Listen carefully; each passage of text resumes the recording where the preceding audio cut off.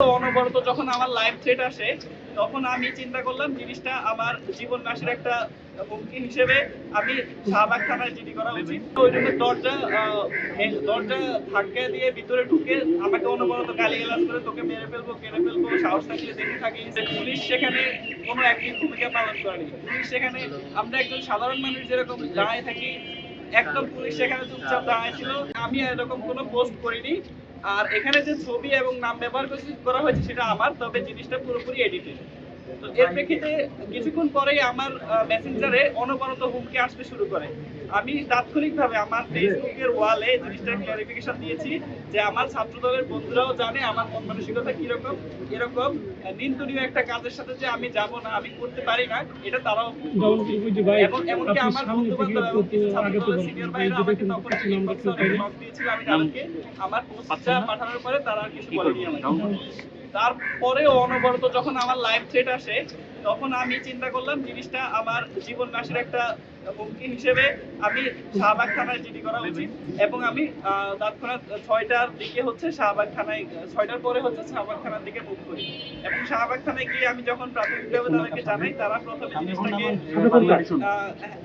বাংলাদেশের সাথে তারা গুরুত্ব না দিয়ে সময় ক্ষেপণ করার চেষ্টা করে।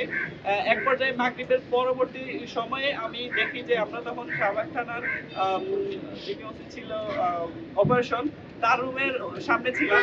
এ পর্যায়ে দেখি যে ছাত্রদলের বিশ্ববিদ্যালয়ের নেতা সাহসের নেতৃত্বে একদল উগ্র মব তারা দৌড়ে থানার ভিতর দিয়ে ঢুকে এবং তারা হন্যে হয়ে ছিল আমাকে।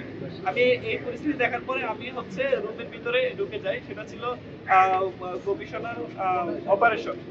ওই রুমে ঢোকার পরে তারা ওই রুমের দরজা ধাক্কা দিয়ে ভিতরে ঢুকে আমাকে অনবরত গালিগালাজ করে তোকে মেরে ফেলবো কেড়ে ফেলবো সাহস থাকলে দেখে থাকিস, এরকম অনবরত গালিগালাজ এবং হুমকি আর অকথ্য ভাষায় গালিগালাজ সহ স্লোগান দিতে থাকে। সেখানে আমি খুবই একটা অবাক বিষয় লক্ষ্য করেছিলাম যে পুলিশ সেখানে কোনো অ্যাক্টিভ ভূমিকা পালন করেনি। পুলিশ সেখানে আমরা একজন সাধারণ মানুষ যেরকম দাঁড়ায় থাকি একদম পুলিশ সেখানে চুপচাপ দাঁড়ায় ছিল, শুধু জাস্ট ওদেরকে তারা রুমের ভিতরেই ছিল। কিন্তু সেখানে পুলিশ তাদেরকে কোনো রকম থামানোর চেষ্টা, তারা যে প্রশাসনের উপর হামলা করতেছে সেই জিনিসটাকে কোনোভাবেই প্রশাসন ঠিকভাবে অ্যাড্রেস করেনি। এর প্রেক্ষিতে আমরা গিয়েছিলাম কি জন্য? আমরা গিয়েছিলাম আমাদের একটা লাইফ থ্রেট আসছে, আমরা জিডি করবো একটা রাষ্ট্রের নাগরিক হিসেবে, যেটা আমাদের দায়িত্ব। কিন্তু পুলিশ সেখানে আমাদেরকে জিডি না নিয়ে আমাদেরকে রাত প্রায় 10টা পর্যন্ত শাহবাগ থানায় অবরুদ্ধ রাখে। এমনকি ওই সময় আমাদের কোনো জিডি নেয়, আমাদের সাথে আমাদের সবার ফোন নিয়ে গিয়েছে এবং আমাদেরকে ওখানে অবরুদ্ধ রাখছে। আমি যেহেতু পোস্টটা করিনি সেটা আমি জানি এবং এই ক্লারিফিকেশন দিয়েই আমি ফেসবুকে পোস্ট করেছিলাম এবং বিষয়টি সুষ্ঠু যাতে বিচার হয়, সুষ্ঠু যাতে তদন্ত হয়, সেজন্যই আমি শাহবাগ থানায় গিয়েছিলাম যে দেখেন আপনি আমার ফোন ফরেনসিক করে দেখেন, আমি পোস্ট করে থাকলে এখানে অবশ্যই আপনি পাবেন। আর আমার যে লাইফ থ্রেটের হুমকি আসছে সেটার ব্যাপারে আমি জিডি করতে এসেছি। কিন্তু একটা থানা হিসেবে সে রাষ্ট্রের যে নাগরিকের যে নিরাপত্তা দিবে সেটা দিতে সে সম্পূর্ণ ব্যর্থ হয়েছে এবং 10টার পরবর্তী সময়ে আমাদেরকে ধানমন্ডি থানায় মুভ করানো হয়েছে। এর পূর্বে আমরা দেখেছি যে আমরা যখন ওখানে অবরুদ্ধ হয়ে পড়ি এবং ছাত্রদলের মব অনবরত সেখানে হাঙ্গামা করতে থাকে, তার প্রেক্ষিতে বিশ্ববিদ্যালয়ের ডাকসুর প্রতিনিধিরা গিয়েছিল আমাদেরকে যাতে সাপোর্ট করতে পারে, যাতে আমরা যেটা ঠিক মতো করতে পারি সেটা দেখার জন্য। কিন্তু এর প্রেক্ষিতে তাদের উপর খুবই নির্মম হামলা হয়। আমরা জানি যে আমাদের ডাকসুর প্রতিনিধি এবি জোবাইর এবং মোসাদ্দেক সহ আরো অনেকে আহত হয়েছে।